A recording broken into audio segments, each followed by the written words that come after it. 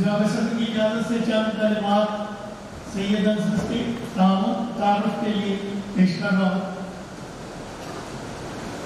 اگر ہم جہلم کے ادبی منظرنامے کو دیکھیں تو آپ کو شعراء اور دعا کی ایک طویل فہرست ملتی ہے، لیکن ان میں چند ایسے لوگ ہیں جنہوں نے اپنی تخلیقی صلاحیتوں کے ساتھ ساتھ ادب کی ترویج کے لیے بہت کام کیا ہے۔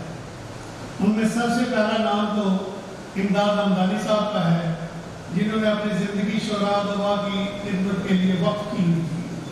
پھر جناب اقبال کوثر ہیں، جن سے ایک زمانہ مستفیض ہوا، اور اس کے بعد ہمارے آپ کے صاحب جشن طرحدار شاعر سید انصر کا نام آتا ہے، جنہوں نے اپنے ادارے کاروان ادب کے ذریعے اس سلسلے کو برقرار رکھا۔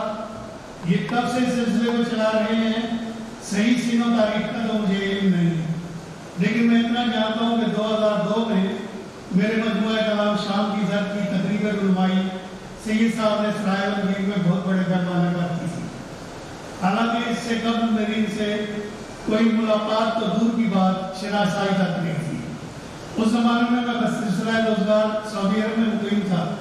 اس کے بعد جب کبھی میں پاکستان آتا تو سید انصر کوئی نہ کوئی پروگرام کرتے تھے، اور یہ کرم صرف مجھ پر ہی نہیں، ہر علم لکھنے والے کے لیے سید صاحب نے اپنے گھر بار رکھے اور رکھے ہوئے ہیں۔ ان کا ادارہ کاروان ادب، جو میری نظر میں سید صاحب کا ہی دوسرا نام ہے، ایک طویل عرصے سے بلا تعطل ماہانہ نشستوں کا اہتمام کر رہا ہے۔ سید صاحب بغیر کسی صلے اور ستائش کی تمنا کے بے شمار نئے آنے والے نوجوان شعراء کی تربیت کر رہے ہیں۔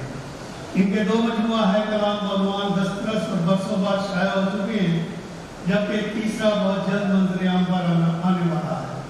میں اپنے استاد جناب زکا صدیقی کے اس شعر کے ساتھ اپنی بات کو ختم کروں گا۔ ایک طرح دار کے ہونے سے ہے کیسی رونق، شہر کا شہر طرح دار